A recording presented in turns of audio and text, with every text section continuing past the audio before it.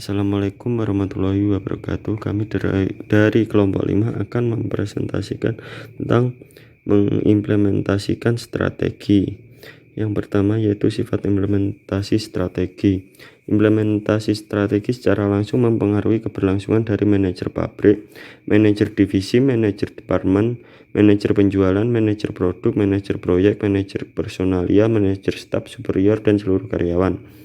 Dalam situasi tertentu, individu mungkin sama sekali tidak terlibat secara langsung dalam proses formulasi strategi dan mungkin tidak menghargai, memahami, atau bahkan menerima pekerjaan dan pemikiran yang berasal dari perumusan strategi tersebut. Bahkan mungkin juga terjadi penolakan di bagian tertentu. Manajer dan karyawan tidak memahami bisnis dan tidak berkomitmen pada bisnis mungkin berusaha menggagalkan usaha-usaha implementasi strategi dengan harapan bahwa organisasi akan kembali ke cara lama. Tahapan implementasi strategi dari proses manajemen strategik diperlihatkan dalam figur seperti yang diilustrasikan dengan arsiran putih. Permasalahan-permasalahan terkini yaitu variabel-variabel pemasaran yang tidak terhitung jumlahnya mempengaruhi keberhasilan atau kegagalan dari usaha-usaha implementasi strategi. Beberapa contoh keputusan-keputusan pemasaran yang mungkin membutuhkan kebijakan adalah sebagai berikut. Yang pertama yaitu cara membuat iklan yang lebih interaktif menjadi lebih efektif. Yang kedua, cara terbaik mendapatkan keuntungan dari percakapan di Facebook dan Twitter mengenai perusahaan dan industri. Yang ketiga, menggunakan penjualan eksklusif atau tanpa iklan TV melawan iklan online. Yang keempat, menggunakan iklan TV yang banyak, sedikit, atau tidak melawan iklan online. Yang kelima, untuk membatasi atau tidak saham yang dilakukan dengan pelanggan tunggal. Yang keenam, menjadikan pemimpin harga atau pengikut harga. Yang ketujuh, untuk menawarkan jaminan lengkap atau terbatas. Yang ke-8, untuk memberikan penghargaan kepada tenaga penjualan berdasarkan gaji langsung, komisi langsung, atau kombinasi gaji. Pemasaran lebih mengenai membangun hubungan dua arah dengan pelanggan daripada hanya menyampaikan informasi kepada pelanggan mengenai sebuah produk atau layanan. Pemasar saat ini harus membuat pelanggan mereka terlibat dalam situs perusahaan mereka dan meminta saran dari pelanggan dalam rangka mengembangkan produk, layanan pelanggan, dan gagasan-gagasan. Komunitas online lebih cepat, lebih murah, dan lebih efektif dibandingkan dengan cara tradisional yang berfokus kepada kelompok-kelompok dan survei-survei. Perusahaan-perusahaan dan organisasi-organisasi seharusnya mendorong karyawan mereka untuk menciptakan situs yang memudahkan pengguna untuk menambahkan atau menghapus dan menyunting konten berkenaan dengan pertanyaan-pertanyaan yang sering kali ditanyakan dan informasi di seluruh rantai nilai dari aktivitas-aktivitas di seluruh perusahaan. Wiki yang paling umum adalah Wikipedia. Tetapi wikis merupakan konten yang dihasilkan oleh pengguna. Setiap orang dapat mengubah konten dalam Wiki, tetapi kelompok dan editor lain dapat mengubah konten yang diserahkan. Perusahaan seharusnya memberikan insentif kepada pelanggan untuk membagi pemikiran mereka, opini, dan pengalaman-pengalaman dalam situs perusahaan, mendorong pelanggan untuk membuat jaringan antara mereka sendiri berdasarkan topik pilihan mereka di situs perusahaan. Sehingga situs perusahaan tidak harus seluruhnya mengenai perusahaan itu. Semua seharusnya mengenai pelanggan. Diharapkan juga menawarkan poin atau diskon untuk pelanggan yang memberikan ide dan saran. Praktik ini tidak hanya akan mendorong partisipasi tetapi akan memudahkan baik perusahaan maupun pelanggan lainnya untuk berinteraksi dengan ahlinya. Berikutnya adalah prinsip-prinsip baru dari pemasaran. Situs bisnis atau organisasi harus memberikan instruksi yang jelas dan sederhana bagi pelanggan untuk membuat blog atau berkontribusi ke wiki. Pelanggan mempercayai opini satu sama lain lebih dari sekedar promosi pemasaran perusahaan dan semakin mereka bebas untuk berbincang. Perusahaan semakin dapat mempelajari cara memperbaiki produk, layanan, dan pemasaran mereka. Pemasar saat ini memperhatikan blog secara harian untuk menentukan, mengevaluasi, dan mempengaruhi pendapat yang dibentuk oleh pelanggan. Pelanggan tidak harus merasa bahwa mereka seperti pemirsa tertawan bagi iklan di situs jejaring perusahaan. Wells Fargo dan Bank of America menggunakan tweet untuk berkomunikasi dengan pelanggan, yang berarti mereka menempatkan pesan 140 karakter atau kurang di twitter.com untuk menggambarkan fitur produk bank. Beberapa bank menaruh video pemasaran di YouTube. UMB Financial of Kansas City, Missouri berkicau mengenai segalanya dari stabilitas keuangan bank sampai prospek industri. Steve Fussman, Direktur Perdagangan Elektronik di Discover, berkata, daya tarik dari jaring sosial adalah bahwa hal tersebut menyediakan komunikasi murni dan instan dengan pelanggan. Meskipun peningkatan secara eksponensial dalam jejaring sosial dan bisnis online telah menciptakan peluang besar bagi pemasar, hal tersebut juga menghasilkan beberapa ancaman berat. Dalam jumlah yang meningkat, orang yang hidup di negara tertinggal dan miskin di seluruh dunia memiliki telepon pintar, tetapi tanpa komputer. Ini bahkan membuka pasar yang lebih besar untuk pemasaran online. Orang di bagian terpencil Indonesia, Mesir, dan Afrika mewakili basis pelanggan dengan pertumbuhan tercepat untuk opera software ASA. Seorang pencipta penjelajah internet dan perangkat bergerak berkebangsaan Norwegia. Ponsel sekarang ini digunakan secara luas untuk pengiriman data, tak hanya sekadar untuk panggilan telepon. Orang yang berusia 18-27 tahun menghabiskan lebih banyak waktu setiap minggunya di internet daripada menonton televisi, mendengarkan radio, atau menonton DVD atau rekaman VHS. Perusahaan-perusahaan dengan cepat menyadari bahwa situs jejaring sosial lebih baik digunakan untuk meraih pelanggan mereka daripada menghabiskan banyak uang pemasaran untuk halaman kuning tradisional atau televisi, majalah, radio, atau iklan surat kabar. Iklan di internet tumbuh dengan cepat, sehingga pemasar lebih dimungkinkan untuk membuat yang lebih besar. Iklan yang lebih intrusif dapat mengambil lebih banyak ruang di halaman situs. Situs memungkinkan bagi iklan yang lebih panjang agar dapat berjalan sebelum memainkan klip video pendek. Dan berbagi blog menciptakan lebih banyak konten yang juga berfungsi ganda sebagai sebuah iklan. Perusahaan-perusahaan juga membebaskan pembelian iklan minimal. Perusahaan mendesain ulang situs mereka menjadi lebih interaktif dan membentuk program pemberian sponsor baru serta bujukan lain dalam situs mereka. Konten tajuk, rencana, dan konten iklan semakin beragam di berbagai blog. Google dan Facebook sejauh ini adalah pemain dominan dalam iklan tampilan, bersama-sama berbagi 30% dari keseluruhan pasar di tahun 2012. Sebuah laporan pemasar elektronik memperkirakan bahwa kedua perusahaan tersebut secara sendiri-sendiri akan menjual 37% dari seluruh iklan tampilan di akhir tahun 2014. Google memiliki 15,4% dari pasar di tahun 2012 dibandingkan dengan Facebook sebesar 14,4%. Yahoo sekali mendominasi pasar iklan tampilan tetapi mengalami penurunan 9,3% di pasar.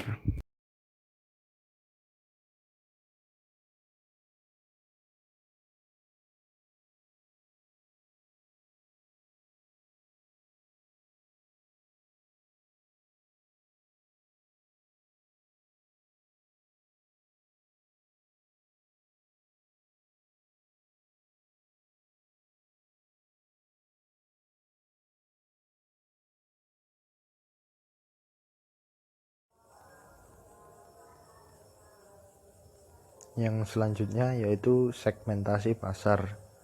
Dua variabelnya adalah bahasan utama untuk mengimplementasi strategi segmentasi pasar atau market segmentation dan pemosisian produk atau produk positioning. Segmentasi pasar dan mengangkat dan peringkat pemosisian produk sebagai kontribusi paling penting pemasaran untuk manajemen strategis. Segmentasi pasar secara luas digunakan dalam mengimplementasikan strategi-strategi khususnya untuk perusahaan-perusahaan kecil dan terspesialisasi. Segmentasi pasar dapat didefinisikan sebagai pembagian pasar ke dalam kelompok konsumen tergantung dari kebutuhan dan kebiasaan membelinya.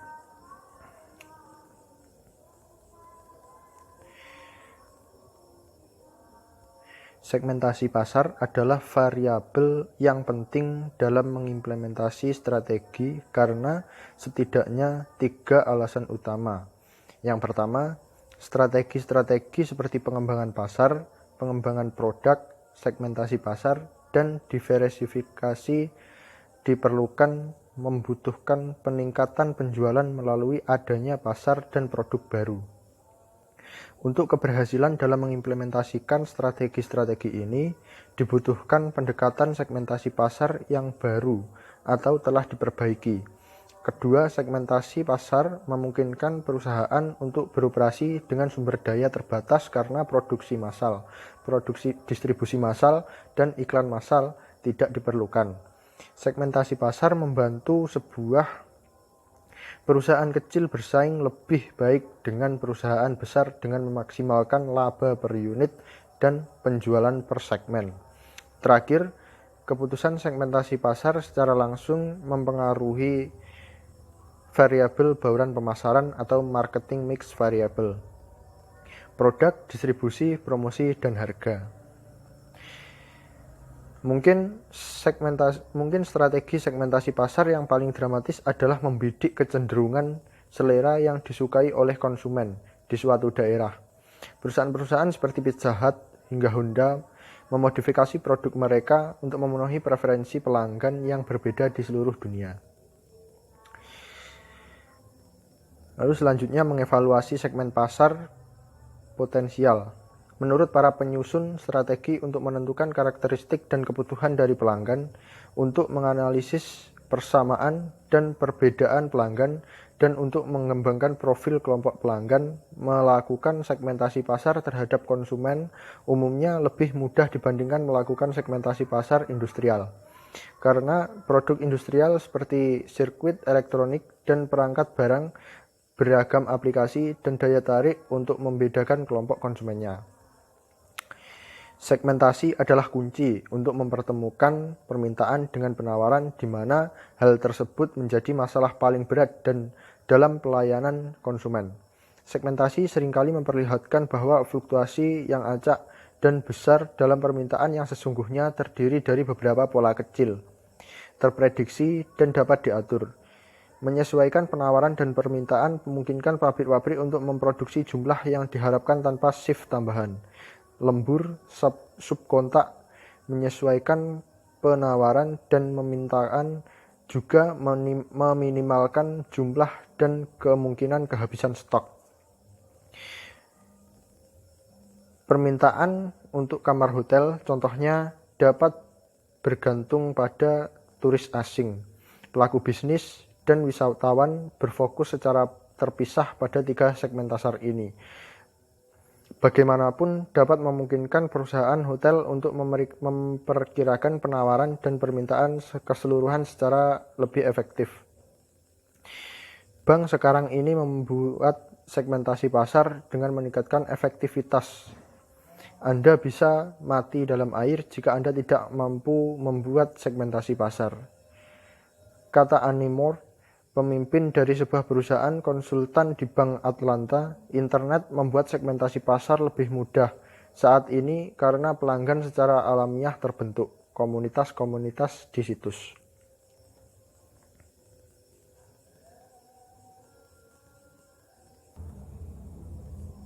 Lalu yang selanjutnya yaitu segmentasi berbasis retensi. Untuk membantu penyebaran sumber daya pemasaran agar lebih efektif dan efisien, perusahaan biasanya menandai masing-masing pelanggan aktif mereka dengan 3 hal. Tanda pertama, apakah pelanggan ini berisiko tinggi dalam membatalkan layanan perusahaan. Dan tanda kedua, apakah pelanggan ini berharga untuk dipertahankan. Dan tanda ketiga, taktik retensi apa yang sebaiknya digunakan untuk mempertahankan pelanggan ini.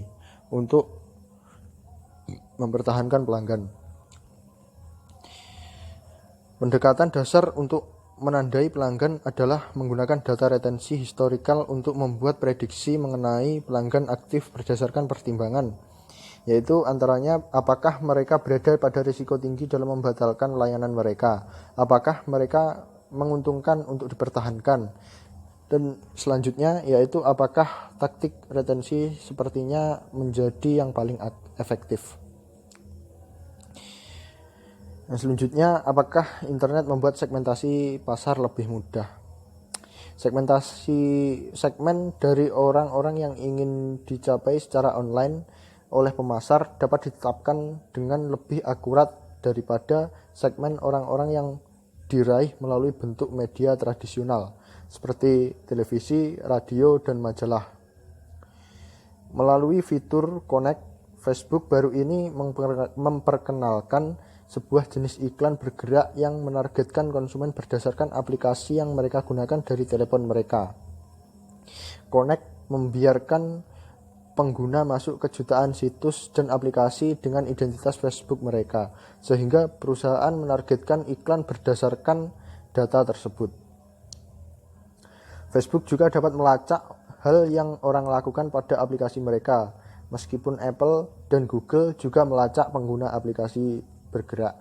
Kedua perusahaan tersebut membeberkan kepada pengguna dalam kebijakan privasi mereka sehingga mereka dapat menargetkan iklan berdasarkan aplikasi yang orang tersebut telah unduh dari App Store dan iTunes mereka.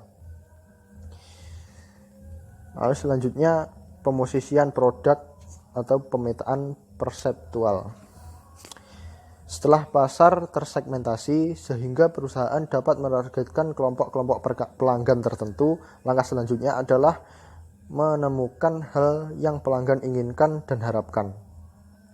Hal ini membutuhkan analisis dan riset. Sebuah kesalahan yang fatal adalah mengasumsikan perusahaan mengetahui hal yang pelanggan inginkan dan harapkan. Sudah banyak riset dan studi yang memperlihatkan perbedaan besar antara definisi layanan dan peringkat pentingnya aktivitas-aktivitas menurut konsumen dengan bagaimana produsen mengartikan makna pelayanan tersebut. Banyak perusahaan yang berhasil karena dapat memperkecil kesenjangan antara apa yang dilihat konsumen dengan apa yang dipikirkan oleh konsumen dari suatu pelayanan yang baik. Pemosisian merupakan pengembangan skema representasi yang mencerminkan produk atau jasa Anda dibandingkan dengan pesaing. Dalam dimensi yang penting bagi kesuksesan dalam industri, langkah-langkah berikut ditujukan dalam pemosisian produk. Yang pertama, memilih kriteria kunci yang secara efektif membedakan produk atau layanan dalam industri. Yang kedua, menggambarkan diagram peta pemetaan produk dua dimensi dengan kriteria spesifik di setiap sumbunya. Yang ketiga, tetapkan produk atau jasa pesaing sebagai resultan matriks 4 kuadran. Yang keempat, identifikasi area dalam peta pemosisian di mana produk atau layanan perusahaan harus paling kompetitif di pasar yang ada. Atau carilah daerah yang kosong atau ceruk. Mengembangkan yang selanjutnya yaitu mengembangkan rencana pemasaran untuk menentukan posisi produk atau jasa perusahaan secara tepat. Karena hanya dua kriteria yang dapat diuji pada peta pemosisian produk. Peta berganda seringkali dikembangkan untuk menilai berbagai pendekatan ke implementasi strategi. Skala multidimensional dapat digunakan untuk memeriksa atau lebih kriteria secara simultan. Tetapi teknik ini membutuhkan bantuan komputer dan berada di luar cakupan dari teks ini.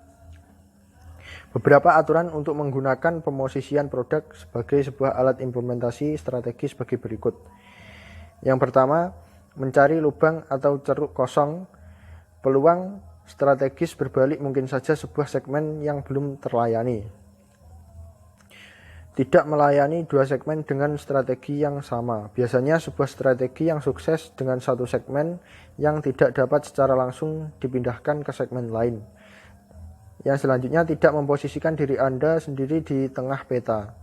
Tengah biasanya menunjukkan strategi yang digunakan tidak dijadikan dengan jelas untuk membedakan karakteristik yang ada. Aturan ini bervariasi sesuai jumlah pesaing. Sebagai contoh, ketika di sana ada dua pesaing, seperti dalam pemilihan Presiden Amerika Serikat, tengah menjadi posisi strategis yang disukai. Peta pemosisian produk atau peta perseptual menunjukkan persepsi pelanggan dan berbagai otomobil pada dua dimensi dari yang mencolok. Konservatif, berkelas, juga terjangkau. Peta perseptual juga dapat menampilkan poin-poin ideal pelanggan. Poin-poin ini merefleksikan kombinasi ideal dari dua dimensi seperti yang terlihat oleh seorang pelanggan. Masing-masing titik mewakili suatu kombinasi ideal responden dari dua dimensi daerah di mana ada gugus poin-poin ideal seperti A mengidentifikasikan segmen pasar. Daerah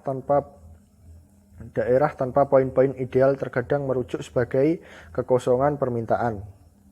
Perusahaan mempertimbangkan untuk memperkenalkan produk baru dengan mencari daerah dengan kepadatan poin-poin ideal yang tinggi. Mereka juga akan mencari daerah tanpa lawan kompetitif atau ceruk kosong. Mungkin yang terbaik dilakukan dengan menempatkan satu poin-poin ideal produk yang bersaing pada peta yang sama. Selanjutnya adalah permasalahan keuangan dan akuntansi. Beberapa konsep keuangan dan akuntansi berpusat ke implementasi strategi adalah memperoleh modal yang dibutuhkan, mengembangkan laporan keuangan diproyeksikan, menyiapkan anggaran keuangan, dan mengevaluasi nilai sebuah bisnis. Beberapa contoh keputusan yang membutuhkan kebijakan keuangan atau akuntansi adalah: yang pertama, memperoleh modal dengan utang jangka pendek, utang jangka panjang, saham preferen atau saham biasa. Yang kedua, menyewa atau membeli aset-aset tetap. Yang ketiga, menentukan rasio dividen payout yang tetap. Yang keempat, untuk menggunakan LIFO atau last in first out, FIFO, first in first out, atau pendekatan akuntansi nilai pasar. Yang kelima, untuk memperpanjang periode piutang. Yang keenam, untuk membuat suatu presentasi diskon tertentu pada akun-akun dalam periode waktu yang ditentukan. Yang ketujuh, untuk menentukan jumlah kas yang tersedia di tangan. Mendapatkan modal untuk implementasi strategi. Implementasi strategi yang sukses terkadang membutuhkan tambahan modal. Di samping laba bersih dan operasi dan penjualan aset, kedua sumber dasar perolehan modal untuk sebuah organisasi adalah pinjaman dan setoran modal. Menentukan kombinasi yang tepat antara utang dan modal disetor dalam struktur modal perusahaan adalah vital bagi kesuksesan implementasi strategis.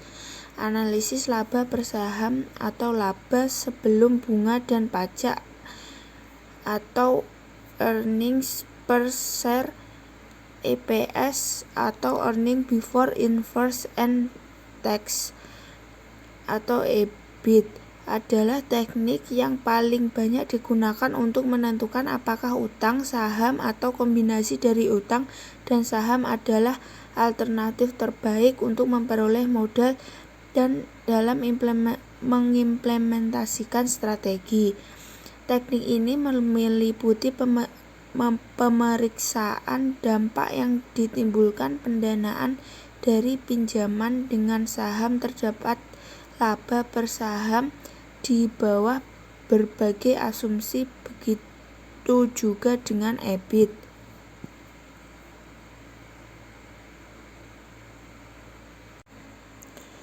Proyeksi laporan keuangan. Analisis proyeksi laporan keuangan atau Project Financial Statement Analysis adalah teknik utama dalam mengimplementasikan strategi sentral karena memungkinkan organisasi untuk memeriksa hasil yang diharapkan dari berbagai tindakan dan pendekatan. Jenis analisis ini dapat digunakan untuk memperkirakan dampak dari berbagai keputusan implementasi.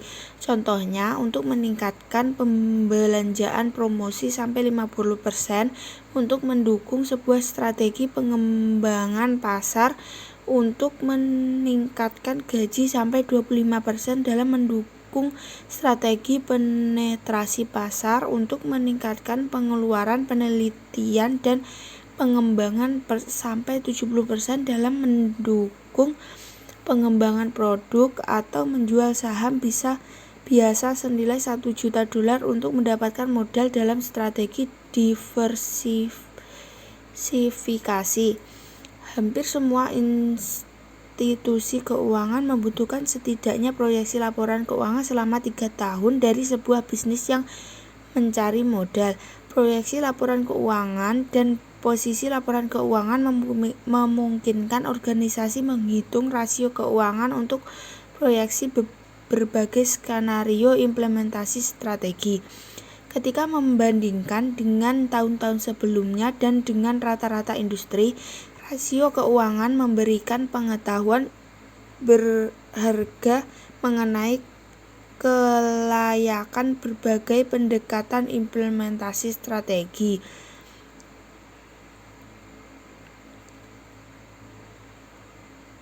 Terdapat 6 langkah dalam melakukan analisis keuangan proyeksi. Yang pertama, menyiapkan laporan laba rugi yang diproyeksikan sebelum laporan posisi keuangan. Yang kedua, menggunakan presentase dari metode penjualan ke proyek beban pokok penjualan atau cost goods sold atau GGS, dan akun-akun pengeluaran di laporan keuangan. Contohnya, jika GGS sebesar 70% dari penjualan tahun sebelumnya seperti yang terdapat dalam tabel 8.4, maka gunakan presentasi yang sama untuk mengalkulasi GGS tahun depan, kecuali ada alasan untuk menggunakan presentasi yang berbeda. Yang ketiga, hitunglah proyeksi laba bersih. Yang keempat, mengurangi laba bersih dengan dividen yang akan dibayar atau pada tahun depan. Yang kelima, proyeksikan pos-pos di laporan keuangan dimulai dengan laba ditahan dan kemudian memperkirakan modal pemegang saham, utang jangka panjang, utang jangka pendek, total utang, total aset, aset tetap, dan aset lancar atau dalam urutan seperti itu. Yang keenam, daftar komentar pada laporan yang diproyeksikan.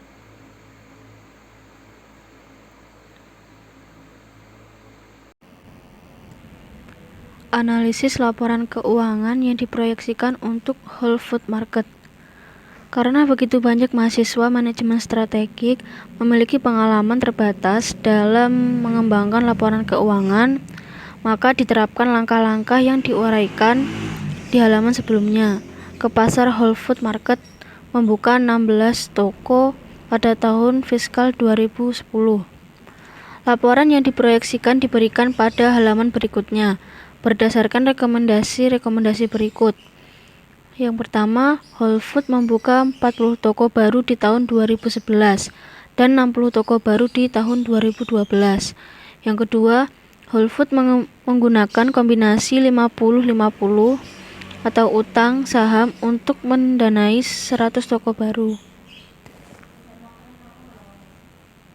Kemudian yang ketiga, setelah hampir tak membayar dividen pada tahun 2010, Whole Foods mulai membayar dividen sebesar $1 per tahun pada tahun 2011 dan 2012.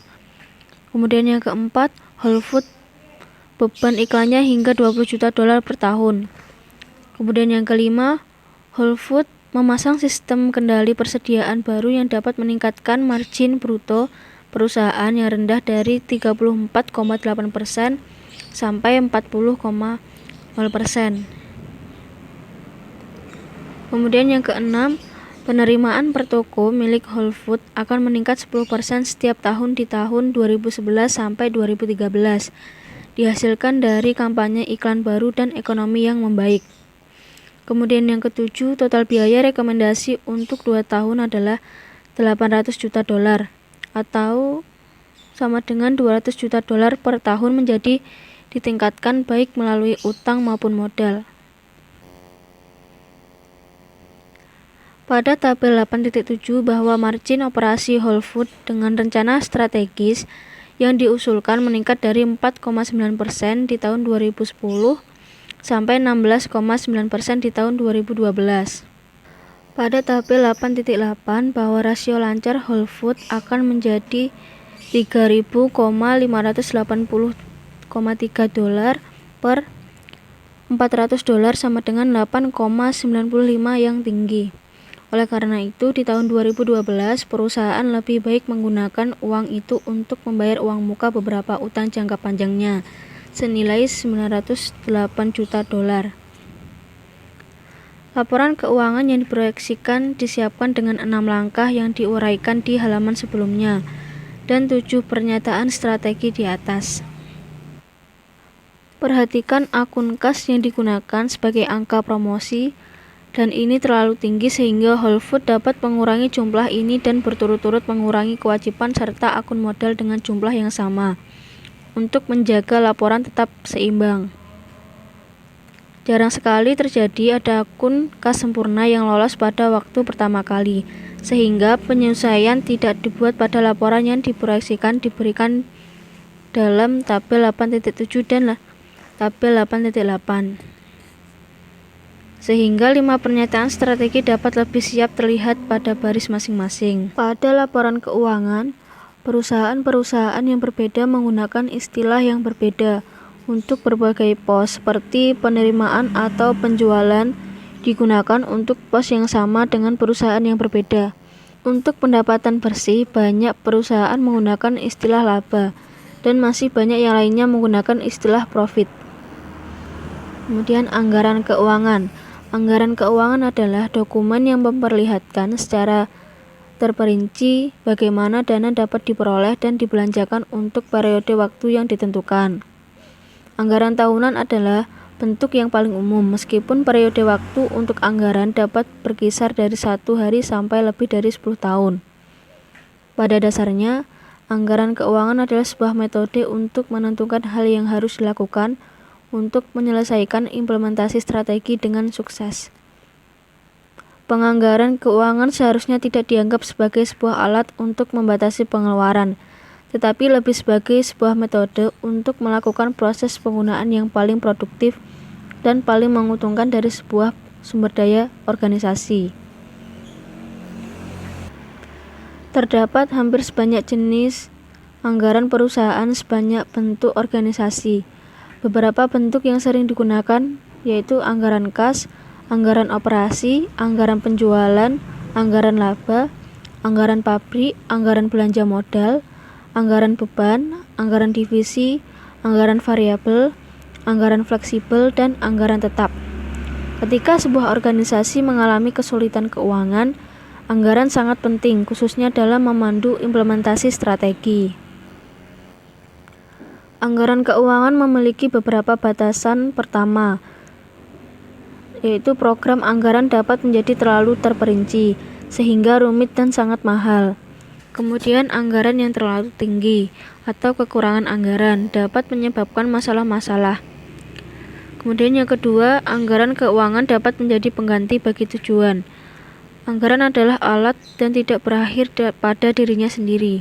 Ketiga, anggaran dapat menyembunyikan ketidakefisienan jika berdasarkan pada presiden daripada evaluasi periodik lingkungan dan standar tertentu. Akhirnya, anggaran terkadang sebagai instrumen bagi tirani akibat rasa frustasi, ketidaksukaan, ketidakhadiran, dan tingkat keluar masuk karyawan yang tinggi. Untuk meminimalkan dampak dari hal tersebut, manajer seharusnya meningkatkan partisipasi bawahan dalam menyiapkan anggaran. Kemudian, valuasi perusahaan. Mengevaluasi nilai dari sebuah bisnis adalah hal yang penting dalam implementasi strategi. Karena strategi yang integratif, insentif, dan diversifikasi seringkali diimplementasikan dengan mengakuisisi perusahaan lain.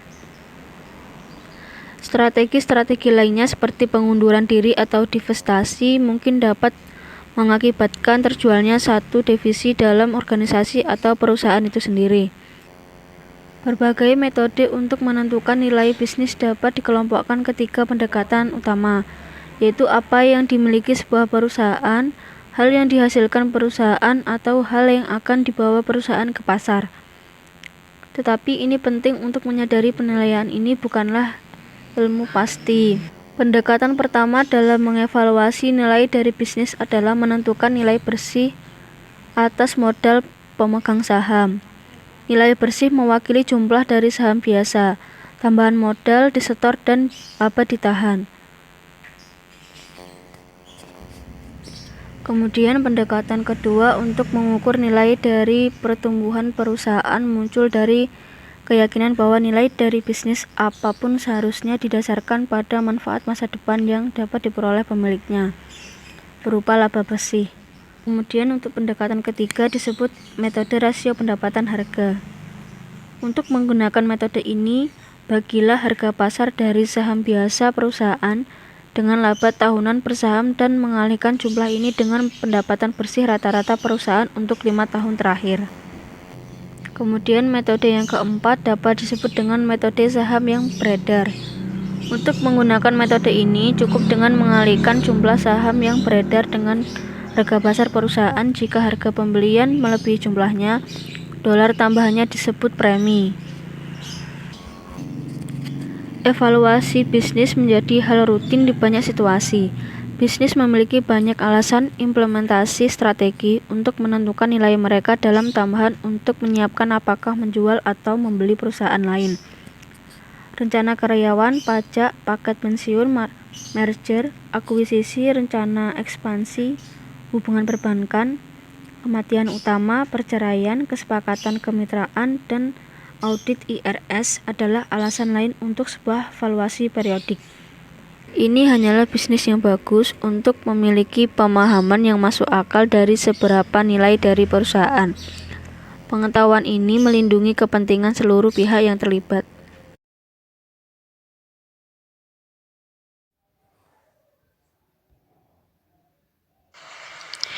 Memutuskan apakah perlu go public. Menjadi perusahaan publik berarti menjual sebagian kepemilikan perusahaan ke orang lain dengan tujuan untuk memperoleh tambahan modal. Konsekuensinya hal tersebut mengurangi kendali pemilik atas perusahaan. Menjadi perusahaan publik tidak direkomendasikan untuk perusahaan yang penjualannya kurang dari 10 juta dolar karena biaya awal untuk melakukannya terlalu tinggi untuk perusahaan dalam penghasilan aliran kas yang mencukupi untuk membuat menjadi perusahaan publik berharga. Sebagai tambahan untuk biaya awal, terdapat biaya dan kewajiban terkait dengan pelaporan dan manajemen dalam status perusahaan publik. Untuk perusahaan dengan penjualan lebih dari 10 juta dolar, menjadi perusahaan publik dapat memberikan beberapa keuntungan. Hal ini dapat memudahkan perusahaan untuk menambah modal untuk membangun produk baru, membangun pabrik, memperluas, menumbuhkan, serta memasarkan produk dan layanan secara lebih efektif. Selanjutnya, permasalahan penelitian dan pengembangan. Personel penelitian dan pengembangan dapat memainkan bagian integral dalam implementasi strategi. Individu tersebut pada umumnya dihargai karena dapat strategi menjadi lebih efektif. Strategi-strategi seperti pengembangan produk, penetrasi pasar, dan diversifikasi konsentrik membutuhkan produk baru untuk menjadi sukses dikembangkan dan bahwa produk lama menjadi meningkat secara signifikan. peningkatan teknologi yang mempengaruhi produk dan jasa untuk konsumen dan industri, serta layanan telah memperpendek siklus hidup produk itu sendiri. Perusahaan di hampir setiap industri sangat bergantung pada pengembangan produk dan layanan baru untuk mendukung profitabilitas dan pertumbuhan.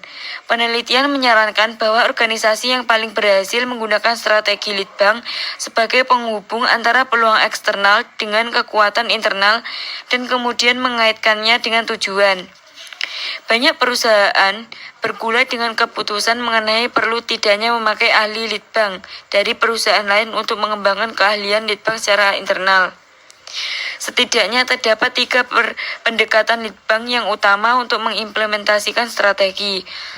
Yang pertama adalah menjadi perusahaan yang pertama yang memasarkan produk berteknologi baru. Yang kedua, menjadi peniru inovatif dari produk yang berhasil sehingga meminimalkan risiko dan biaya awal. Yang ketiga, menjadi produsen berbiaya rendah dengan produk serupa yang dibuat massal tetapi lebih murah daripada produk yang baru diperkenalkan perusahaan lain. Mungkin tren terbaru dalam manajemen lead bank adalah mulai dihilangkannya sifat kerahasiaannya. Bahkan pesaing utama saat ini turut bergabung untuk mengembangkan produk baru. Kolaborasi semakin meningkat seiring dengan ketekanan persaingan, meningkatkannya biaya riset, meningkatkannya isu peraturan, dan akselerasi jadwal pengembangan produk.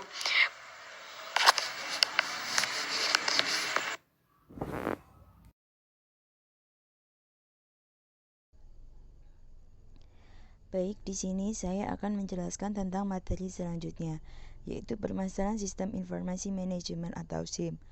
Perusahaan yang mengumpulkan, mengasimilasi, dan mengevaluasi informasi eksternal dan internal secara efektif dapat memperoleh keunggulan bersaing. Pentingnya memiliki sistem informasi manajemen atau SIM atau juga yang biasa disebut Management Information System atau MIS mungkin menjadi faktor terpenting dalam membedakan perusahaan yang berhasil dan tidak berhasil. Proses manajemen strategik tersebut sangat difasilitasi dalam perusahaan yang memiliki sebuah sistem informasi yang efektif.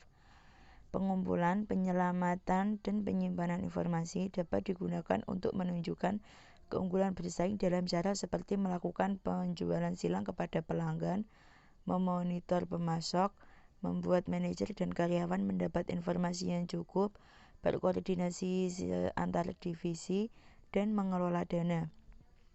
Seperti persediaan dan sumber daya manusia, informasi sekarang dikenali sebagai aset organisasi berharga yang dapat dikendalikan dan dikelola perusahaan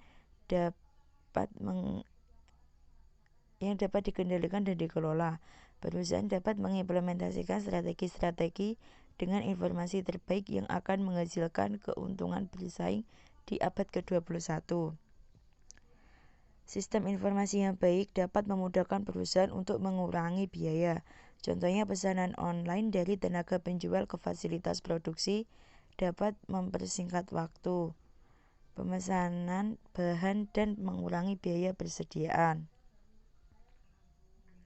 Selanjutnya adalah analit bisnis. Analit bisnis sendiri adalah teknik SIM yang menggunakan perangkat lunak untuk menggali data bervolume tinggi untuk membantu eksekutif membuat keputusan. Terkadang disebut juga analisis prediktif, pembelajaran mesin, dan penggalian data. Perangkat lunak ini membantu seorang peneliti menilai dan menggunakan pengalaman agregat dari sebuah organisasi. Sebuah aset strategis tidak ternilai bagi sebuah perusahaan.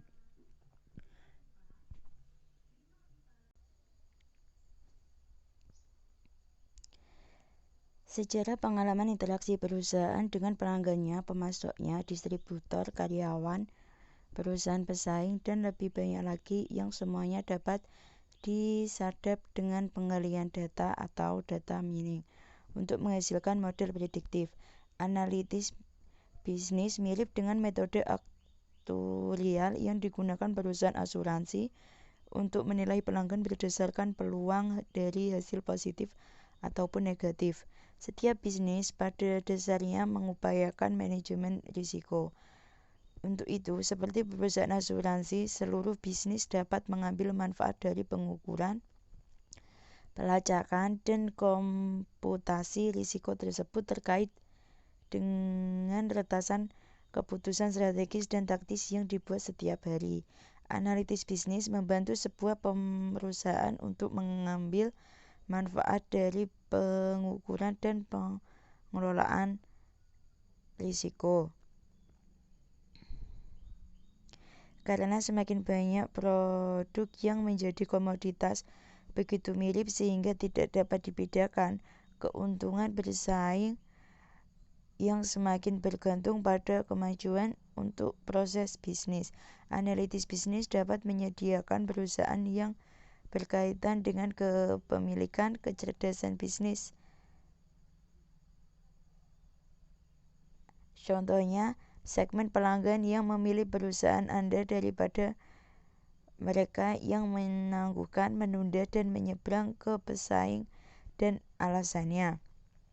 Analitis bisnis dapat mengungkapkan saat kelemahan pesaing sehingga aktivitas pemasaran dan penjualan dapat langsung ditargetkan untuk mengambil keuntungan dari kesempatan yang dihasilkan. Sebagai tambahan dalam memahami perilaku pelanggan dengan lebih baik yang memberikan hasil pemasaran yang lebih efektif dan efisien, analitis bisnis juga digunakan untuk pemangkasan beban. Contohnya penawaran pemotongan retensi dari pelanggan yang akan bersama dengan perusahaan apapun yang terjadi. Atau mengelola transaksi penipuan yang memasukkan faktur, pembelian penawaran kredit, klaim asuransi pajak, panggilan telepon bergerak, iklan online klik, dan masih banyak lagi. Fitur kunci pembeda dari analitis bisnis adalah prediktif daripada retrospektif di dalamnya. Fitur ini membantu perusahaan untuk belajar dari pengalaman dan untuk membuat keputusan saat ini dan di masa depan berdasarkan informasi sebelumnya. Berasal dari model prediktif yang kuat dari penggalian data untuk mendukung ratusan keputusan bisnis yang terjadi pada umumnya adalah esensi pembelajaran dari pengalaman. Model matematis terkait dengan analitis bisnis yang secara dramatis dapat meningkatkan pengambilan keputusan di seluruh tingkat organisasi dan seluruh tahapan manajemen strategis. Dalam arti, seni menjadi ilmu dengan analitis bisnis yang memberi hasil dari generalisasi matematis dari ribuan jutaan atau bahkan miliaran poin data sebelumnya untuk menemukan pola perilaku untuk mengoptimalkan penyebaran sumber daya. CEO terdahulu dari IBM, Samuri Palmisano, mengumumkan bahwa IBM berpindah secara agresif ke analitis bisnis, mencoba untuk menyalip kepemimpinan pangsa pasar Oracle. Penerimaan analitis bisnis tahunan IBM sekitar 40 miliar dolar yang tumbuh di sekitar 15% setiap kuartal dibandingkan dengan pertumbuhan industri sekitar 15% setiap tahunnya. Akuisisi IBM atas SPSS senilai 1,2 miliar dolar di antara akuisisi terkini lainnya, membuat perusahaan masuk ke bisnis konsultasi analitis bisnis. Microsoft baru-baru ini memiliki program perangkat lunak yang disebut Power Pivot yang menawarkan kapabilitas panggilan data dengan cara layaknya lembar kerja, tetapi ini tidak mendekati sekuat perangkat lunak analitis bisnis. IBM harus menyelesaikan proyek analitis untuk Departemen Pemadaman Kebakaran Kota New York saat bangunan dalam kota tersebut dinilai risikonya